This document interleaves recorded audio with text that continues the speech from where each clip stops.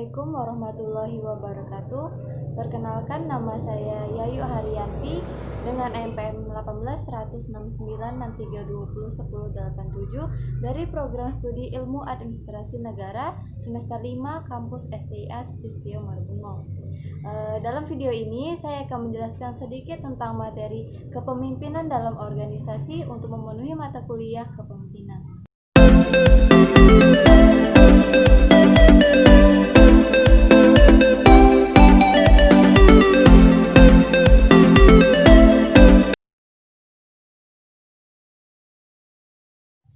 Baik, sebelumnya saya akan menjelaskan tentang apa itu kepemimpinan.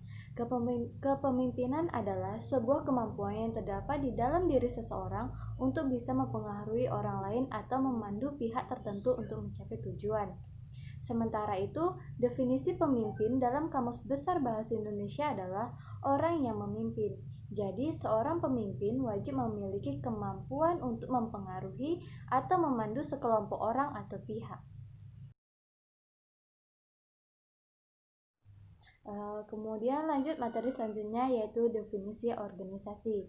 Organisasi adalah bentuk setiap perserikatan atau kerjasama manusia untuk mencapai tujuan bersama. Organisasi juga diartikan sebagai wadah atau tempat berkumpulnya orang-orang yang saling bekerja sama dalam mencapai tujuan. Kepemimpinan dalam organisasi. Kepemimpinan tanpa organisasi maka hanya sebatas konseptual kepemimpinan. Konsep-konsep tersebut butuh tempat, yaitu organisasi, dalam pengaplikasiannya agar menjadi sebuah kepemimpinan yang efektif. Lalu muncul pertanyaan, sejak kapan kita mengenal organisasi dan sejak kapan kita terlibat dalam organisasi? Jawabannya adalah sejak kita dilahirkan. Karena sejatinya kita sebagai manusia tidak dapat hidup sendiri.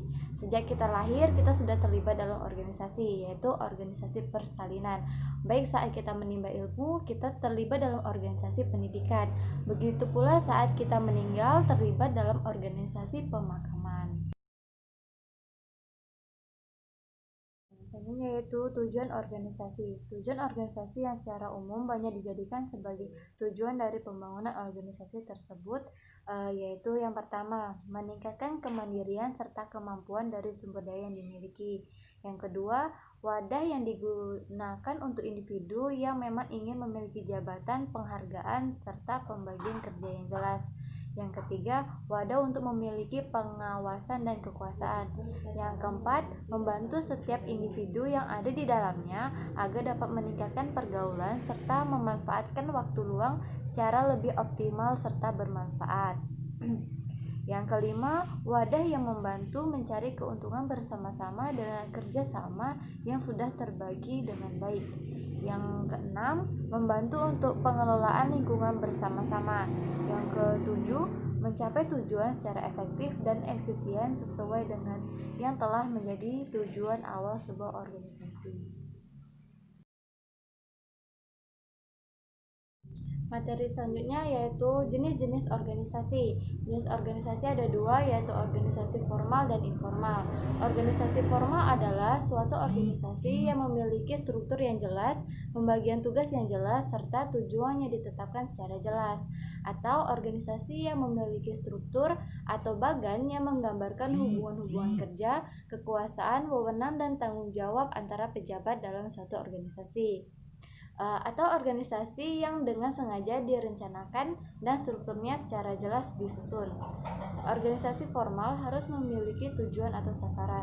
Tujuan ini merupakan salah satu faktor yang mempengaruhi struktur organisasi yang akan dibuat. Kemudian yang kedua yaitu organisasi informal. Organisasi informal adalah kumpulan dari dua orang atau lebih yang terlibat pada suatu aktivitas serta tujuan bersama yang tidak disadari. Ciri-cirinya yaitu sulit untuk menentukan waktu eksak seseorang menjadi anggota organisasi tersebut. Sifat eksak hubungan antar anggota dan bahkan tujuan organisasi yang bersangkutan tidak terspesifikasi. Yang kedua yaitu munculnya biasanya dikarenakan adanya sekelompok orang yang memiliki kebutuhan yang sama. Contoh organisasi informal ini seperti makan malam bersama atau melakukan hobi bersama. Sifat organisasi informal yang pertama yaitu hubungan di dalamnya lebih bersifat spontan dan tidak terorganisasi. Yang kedua, tidak terdapat pemimpin.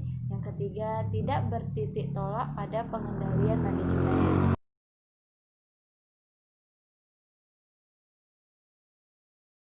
Selanjutnya yaitu kepemimpinan dalam organisasi. Kepemimpinan dalam organisasi yaitu entitas dalam pengarahan tugas atau kewajiban para anggota dalam organisasi yang dimaksudkan untuk meraih tujuan, dan sebuah proses di mana seorang pemimpin mempengaruhi dan memberi contoh pengikutnya dalam upaya mencapai tujuan organisasi.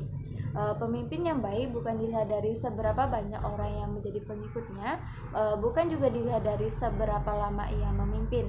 Namun, pemimpin yang baik dilihat dari seberapa banyak ia mampu menciptakan sosok pemimpin yang baru. Kepemimpinan menjadi salah satu faktor penting bagi keberhasilan sebuah organisasi. Untuk itu, ada beberapa sikap kepemimpinan dalam organisasi yang perlu diterapkan oleh seorang pemimpin, yaitu yang pertama, menjalin kedekatan dengan bawahan. Kepemimpinan dalam organisasi akan menjadi lebih efektif jika seorang pemimpin telah mendapat respek dari anak buah. Hal ini bisa dijadikan kedekatan dengan mereka, sehingga bawahan akan percaya dan mau mengikuti arahan atasannya tersebut.